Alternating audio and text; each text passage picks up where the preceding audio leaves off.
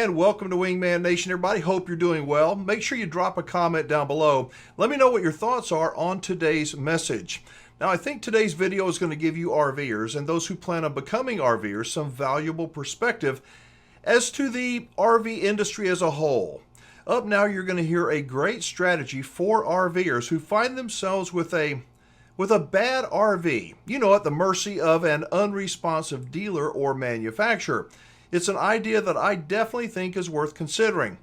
But going back to the RV industry itself, it is very different from the automotive industry, which has a pretty good overall reputation. But for way too many RVers, they say that the RV industry is still like the wild, wild west.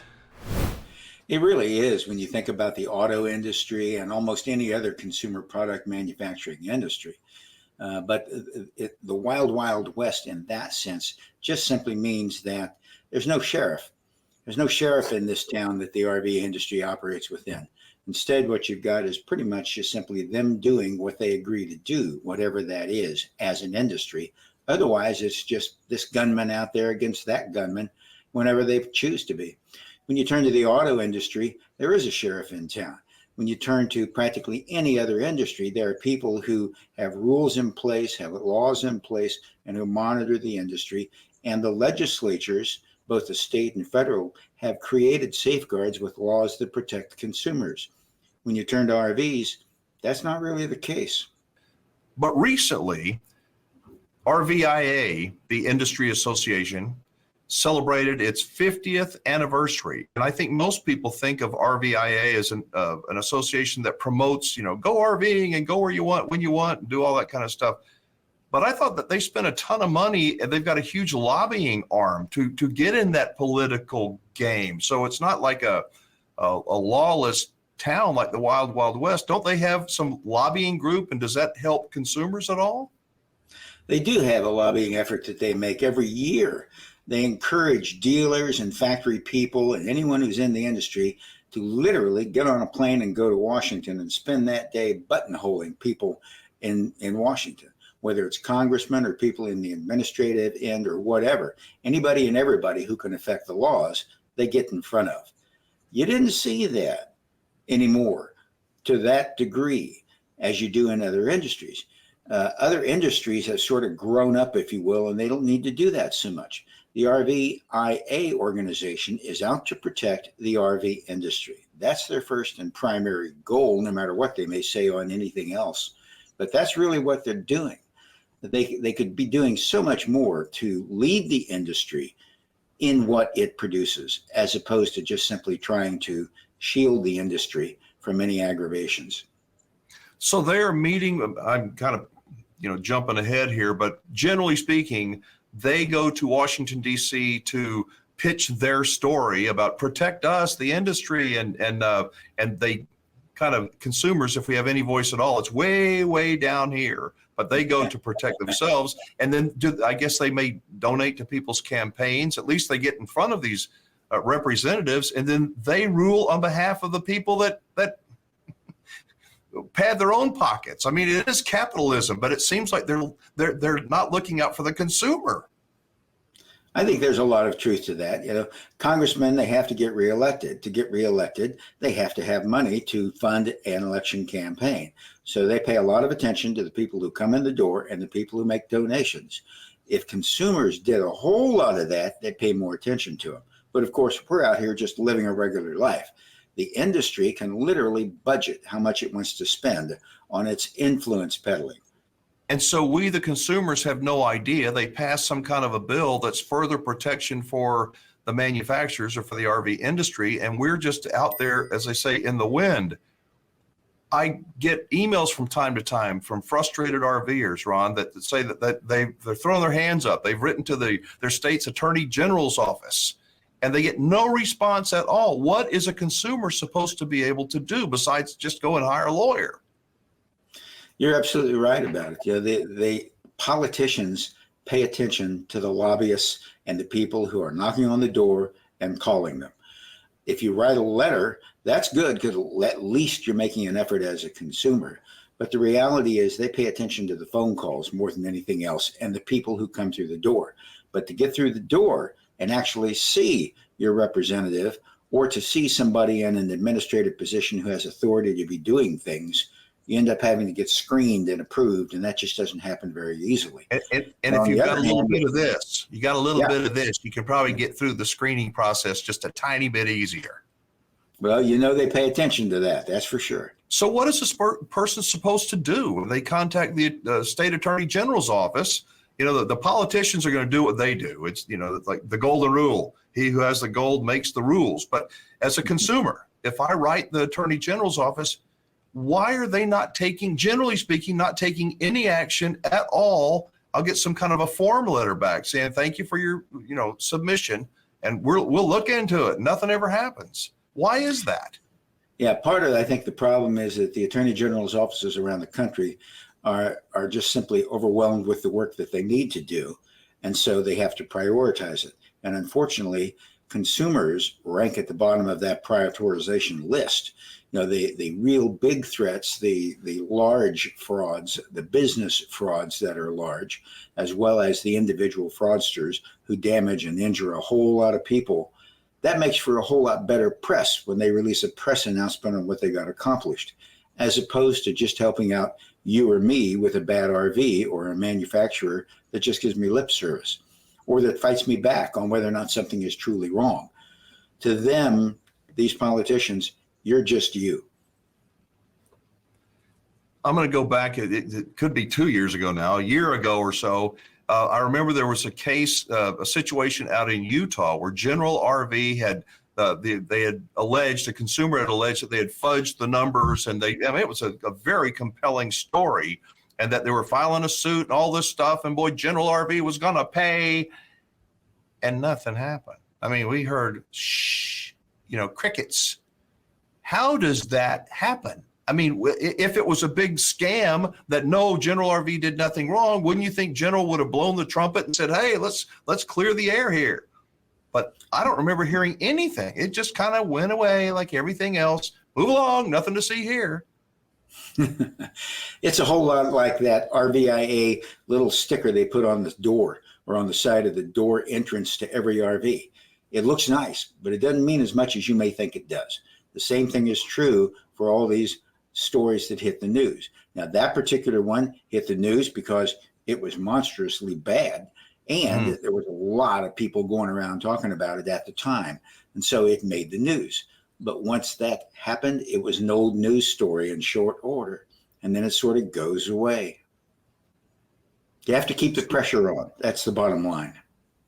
So the pressure has to stay on, but the news is always looking for the latest catastrophe to talk about. At that point, It was General RV, and then they look for whatever the catastrophe is. That's what we as human beings seem to eat up. But there are, I don't know how many RVers out there that just seem like they're just lost. They've spent all this money and they've got a bad product and terrible follow through standing behind the product by the manufacturer. And it's not a good situation. Nobody thinks it's going to happen to them going in. We live in this world of denial. And then all of a sudden when it happens, it's like, oh my God, how did we get into this? Yeah, a lot of people do feel lost. But, when you're a consumer and you feel lost, there's two ways out of it. One of them is you've gone through all the channels trying to get things taken care of, and you're still not getting anywhere. You feel like you're lost in this process. Call the local TV station. Remember, what they're looking for is something interesting, maybe even a little shocking, but something that just seems unjust, crying out for justice. Those kinds of stories get on the air. Yeah, they're looking for something unjust. They're looking for something outrageous, something that really begs for justice. And when you see that kind of a situation, if you feel like you're in that situation, call your local television station. They really love those kinds of stories because everybody likes to hear about the person done wrong who got things made right. And one of the ways to get things made right is for a TV station to call up a dealer and say, hey, what's going on over there? This is what I heard. There's another way, though. And the other way is there's strength in numbers. Find other people who have had the same problem you have. Look on the internet, get into the social media groups, the brand groups, if you will. Find out who all has talked about this problem or had this problem, and start organizing so that more than just you is the person who's calling and complaining to the Attorney General's office. And more than just you is calling the local TV station. You know, if every consumer, every RV owner who had a problem with their RV that they couldn't get fixed would call their local TV station, they all talk to each other. And you're going to find out that a lot more of them are going to get on the air. I can't imagine why somebody that has one of these broken frames, you know, in their grand design, hasn't contacted a local TV station. And if they have, why the station didn't say, well, now that's a good story. I mean, I haven't seen, maybe somebody has, but I haven't seen it. I think that's a terrific idea. I haven't seen hide nor hair of anything like that. But when you think about it, that is something that a TV station would put more effort into exposing. If you just simply put it up on YouTube yourself, you're not getting very far. You may have a lot of other people, but you're only hitting the people that are looking for that. You get on the news and you know what? Everybody in town sees it that night. I'll promise you, if the news were to do a story on these broken frame issues, part of that investigative reporter's job would be to contact Grand Design, contact Lippert, and get somebody on the phone and interview them. Or, hey, we reached out, but they wouldn't talk to us. And I don't know why it hasn't been done. If somebody's out there watching, it's got one of these broken frames, contact, like Ron suggested, contact your local station and just see if a consumer reporter, you know, investigative reporter would be interested in the case. When people complain like that and they put it on the post, and you know the factory sees all those YouTubes and all of the posts in their groups where people are complaining about this, but you don't see them coming out and just fessing up to the problem and dealing with it. On the other hand, when the local TV station calls and they get the silent treatment, they make a point of talking about that silent treatment. And that's the kind of thing that brings the pressure. Okay. Well, several weeks ago, you and I, you remember we did a story and a video and got a whole lot of people that watched it. And you had put together a tremendous packet of information for people that wanted to get more information from NHTSA, the National Highway, what is it, Traffic Safety, whatever, NHTSA.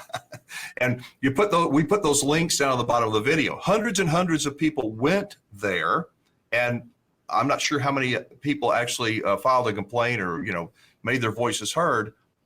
But what if nothing happens there? I mean, they're bureaucrats. It's Washington, D.C. You said that these agencies will look into it. What does that mean? I mean, yeah. The NHTSA, their investigators, they actually will look into it. They read every single one of those complaints. You know, their sole mission is to get rid of safety problems on the highways. They also are in charge of aircraft and other things, but the highways is what we're talking about. And when they see that there's a defect that is dangerous, they will in fact look into it. If it is a one-off deal, though, the factory will say something like that. And if they don't have more than one complaint, they don't have any basis to go much farther.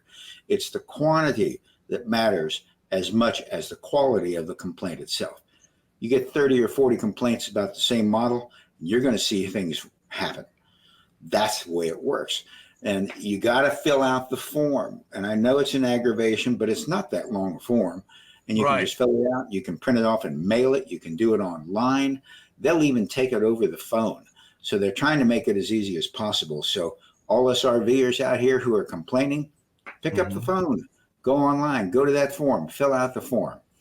Or click on the links. I mean, it can't be any easier, but take action. You know, I see these, some people have these videos with hundreds of thousands of views, people screaming and, you know, go get them, but then they won't take action. And, it just doesn't make any sense to me. If you want to do something about it, have your voice heard, click on the link, contact NHTSA, and let's get the ball rolling. But another way of looking at it, I'm wondering if there's silence. The lack of hearing anything from NHTSA means that there's not enough people complaining, or they looked into it, nothing was there. It means one of two things, I think. It either means that there's not enough registering as a problem yet, and so they aren't doing anything. They're waiting to see if they get enough people. Or there's an investigation going on in its preliminary stages and nobody even knows about it. But when an investigation is officially launched, there will be information on NHTSA's website that tells you that. Because when you type in, for instance, your make, model, year of the unit, and it pops up several different things, one of which is investigations. You can then look and see. You can also see other complaints by other owners, so you can get a much better idea. It's a great resource for people who are even thinking about buying an RV, let alone the ones that have bought one and now have problems. A couple of things I want to try and drive home is first, the part where Ron said that there is strength in numbers, specifically referring to people contacting NHTSA and expressing their concern about the safety issues with certain RVs.